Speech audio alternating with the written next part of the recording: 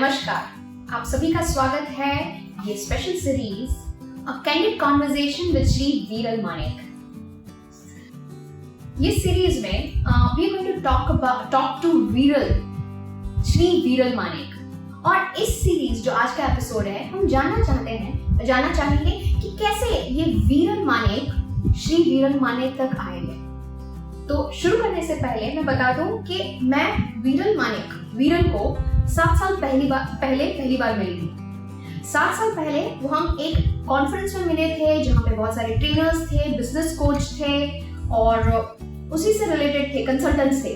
जब हम पहली बार मिले थे तो हमने बहुत सारी बात की कि किस तरह से बिजनेस बढ़ा सकते हैं, आगे बढ़ना चाहिए बिजनेस को। और उसके बाद एक बहुत बड़ा गैप आ गया, हम बहुत सालों तक नहीं मिले। तो तकरीबन 1 साल पहले वापस हमारी एक बार बात हुई थी इनसे।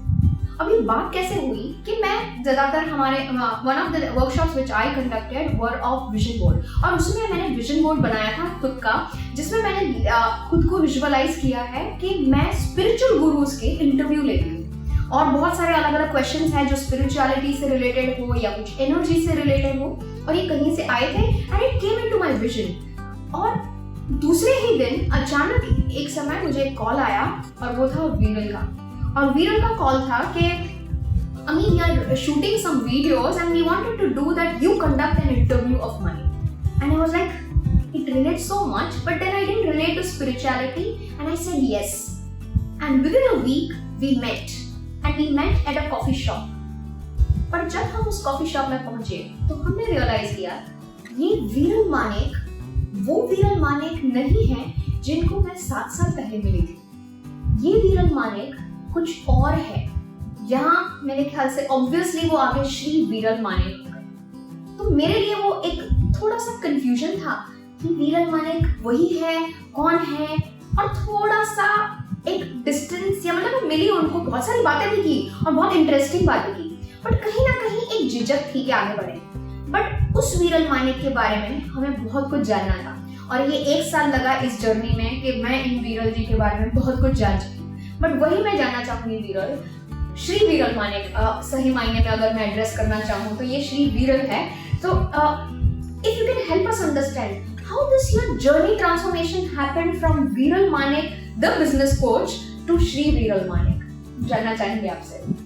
ये जर्नी की शुरुआत तो आप भी स्पिरिचुअलिटी में बहुत गहरे समझ रखती हो। ये जर्नी की शुरुआत तो बहुत समय पहले हो चुकी थी, लेकिन एक प्रक्रिया मुझे ऐसी मिली, एक गुरु ऐसे मिले जिन्होंने मेरे में कुछ, उनकी प्रक्रिया से कुछ एनर्जी एक्टिवेट हुई। अब जब ये एनर्जी एक्टिवेट हुई और गुरु से वो काफी इंटरेक्शन रहा, तब एक दिन या दूसरे तीसरे दिन जब हम मिल रहे थे, तभी मैंने उनको पूछ लिया क्या मैं ये लोगों तक पहुंचा सकता हूँ, क्या मैं ये सिखा सकता हूँ। उन्होंने इमीडिएटली कहा हाँ सिखाओ। हमने अहमदाबाद में एक कार्यशाला का आयोजन किया और उसी से एक शुरुआत कह सकते हो आप हुई। अब इस जो सब्जेक्ट वो बता रहे थे, वो जो सब्जेक्ट सिखा रहे थे, वो इतना कॉम्प्लेक्स था कि उनसे जुड़े 10 साल तक लोगों ने उस कॉन्सेप्ट के बारे में बात करना भी नहीं सोच पा रहे थे, समझ भी नहीं पा रहे थे। और मैंने कहा कि मैं इसको सिखाता हूँ। तो एक दिन ऐसे ही चेयर पे बैठ गया और पता नहीं कहां से चीजें आने लगी और इस कॉन्सेप्ट के बारे में बताने लगा। ये भी मेरे लिए एक सामान्य घटना थी उस वक्त पे, लेकिन मुझे नहीं पता था कि ये सामान्य घटना में कुछ असामान्य छुपा हुआ था। वो तब पता चला जब मैं ये वर्कशॉप करके घर पे पहुंचा। 2-3 दिन के बाद वही वर्कशॉप के एक मैडम ने मुझे फोन किया और वो चाहती थी कि उसकी दादी जो 78-79 उम्र की थी, वो बहुत ज्यादा बीमार हो गई थी। कुछ घटना उनके घर में हुई, उसकी वजह से कह दो कि उसका बेटा मर गया और बहुत कुछ हुआ था उनके घर में। एक ही समय में 2-3 मौत हो गई।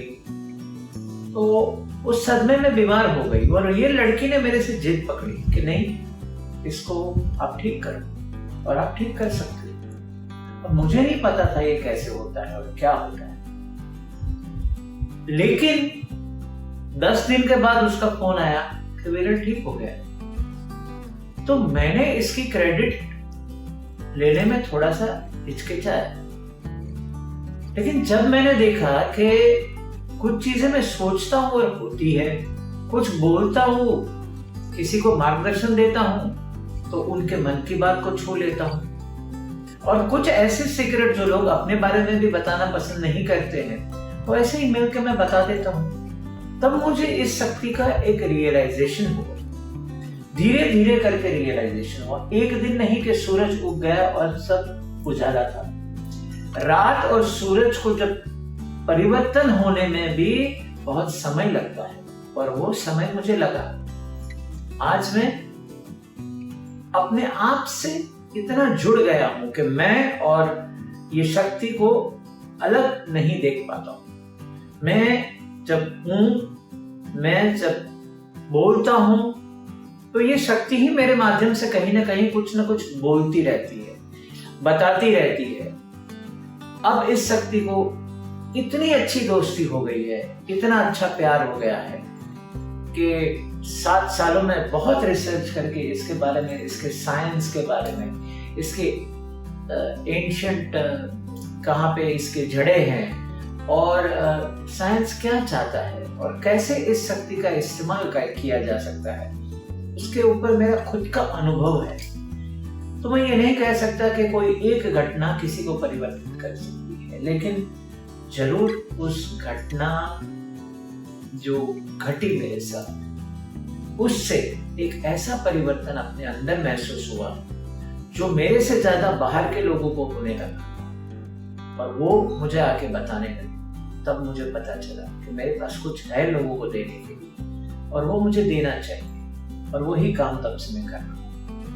क्या बात है। ये तो थोड़ी जानकारी मिली आपकी जर्नी के बारे में, पर आपने कहीं ना बीच में बताया ये एक साइंस है। आप कुछ हमें बता सकते हैं ये साइंस कैसे रिलेट करे, यानी एक ये कोई मैजिकल पावर या खाली मैजिकल नहीं है, इट इज अ साइंस। क्या आप हमें बता सकते हैं कि ये साइंस क्या है, थोड़ी सी जानकारी इसके बारे में? देखो, आपको कोई भी बात समझनी है, अब जब हम कैंडिडेट कॉन्वर्सेशन करने वाले हैं तो मैं एक कॉन्टेक्स्ट आपके लिए सेट कर देता हूँ कि जब आप या मेरी बात सुनते हो या जो मैं कहता हूँ तो एक एब्सोल्यूट फॉर्म में नहीं आती है। इसकी कोई भी बात को समझने की या कहने की एक स्थिति होती है, तो एक लेयर्स होते हैं, और बहुत आपकी जो समझ का लेयर है, आपकी जो कॉन्शियसनेस का लेयर है, उस लेयर से इस बात को आप समझ सकेंगे। और मैं भी कुछ ऐसे ही लेयर से बात करूंगा आपके साथ। तो every time it is not possible to consistently be in the one state. The layers will expand depending on how we go forward. Now what happens, अमीन? जब आप साइंस की बात करते हो तो साइंस को जितना मैंने गहराई से समझा, तो मैं उस काल में गया जब एटम की शोध हुई। एटम के बाद हमने क्वांटम साइंस को बारे में जाना। तब मैं हिस्ट्री देखता हूँ तो साइंस के जो मेन 4 या 5 पिलर है जहाँ से हमने सारी ये इतनी बड़ी डेवलपमेंट्स की है, तो वो एटम है, ग्रेविटी के बारे में हमने जो जाना है और एंटी ग्रेविटी के बारे में जाना है, वीक फोर्स और स्ट्रॉन्ग फोर्स के बारे में जाना है। तो ये 5 forces are fundamental forces of the universe.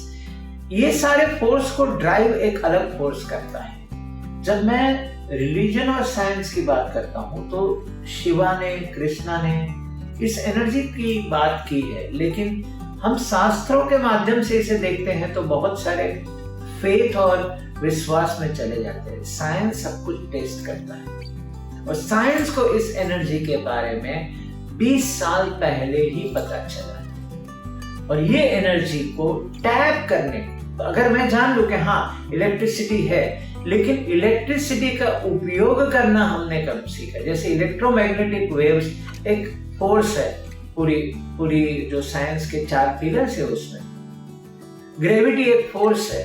तो इस चीज को जब आप साइंस के नजरिए से देखते हो तो वो अप्लाइड होना चाहिए। तो वो एप्लीकेशन एक स्पिरिचुअलिटी में आसानी से कैसे आती है, तो इस एनर्जी से आप टैप करते हो, या एनर्जी आपके अंदर एक्टिवेट होती है, उसके बाद आप अपने जीवन में बहुत सारी चीज कर सकते हो।